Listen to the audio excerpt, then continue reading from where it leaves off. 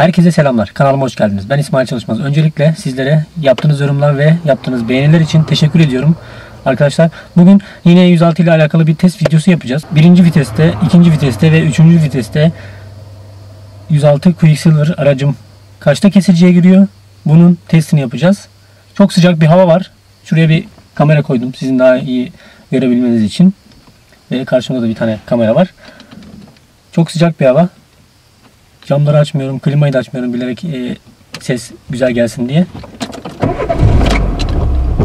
Arabamı çalıştırıp yola çıkıyorum. Şu an müsait bir yoldayım.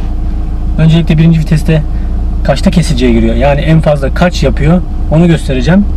Videoya başlamadan önce şunu söylemek istiyorum. Yorumlara şunları belirtenler olacak. İşte aracını çok zorluyorsun. İşte kesiciye sokuyorsun. Yakında motoru eline alırsın. Şanzımanı eline alırsın vesaire gibi yorumlar yapacakları için öncelikle şunu söyleyeyim. Aracımı sürekli böyle kullanmıyorum. Sadece size göstermek için kaçta, ne kadar da hangi hızda kesiciye giriyor. Sadece bunu göstermek için videoyu çekiyorum. Başka bir amacım yok. Sürekli kesiciye sokan, çok hızlı giden bir insan değilim.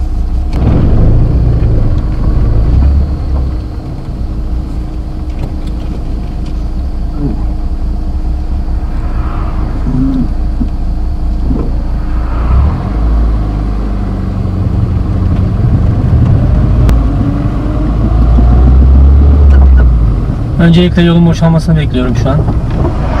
Evet, şu an boşaldı. Bakalım birinci viteste arabamız kaç görecek.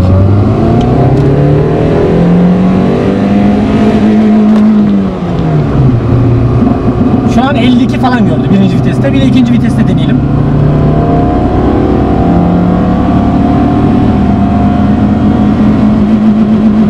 Yaklaşık 92'de, 91'de falan kesiciye girdi ikinci viteste de. Bir de üçüncü viteste deneyelim.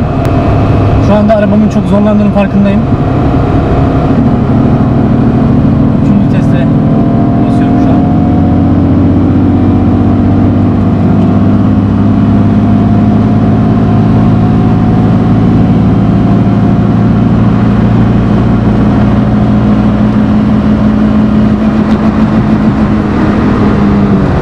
Evet.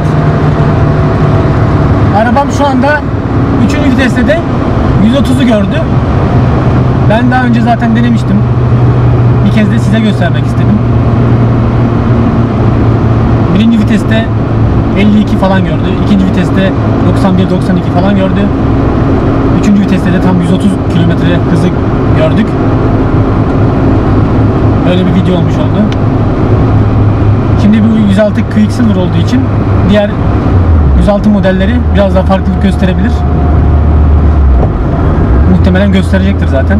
Aynı motorlu olanlar hemen hemen aynı kilometrede kesiciye girer ama GTI XS falan farklı kilometrelerde kesiciye girer. Arkadaşlar çekmemi istediğiniz videolar falan varsa aşağıya Instagram'ı bırakıyorum. O Instagram'dan beni takip edip oradan mesaj yollayabilirsiniz. Başka bir takım sorularınız da olursa onları da yanıtlamaya çalışırım.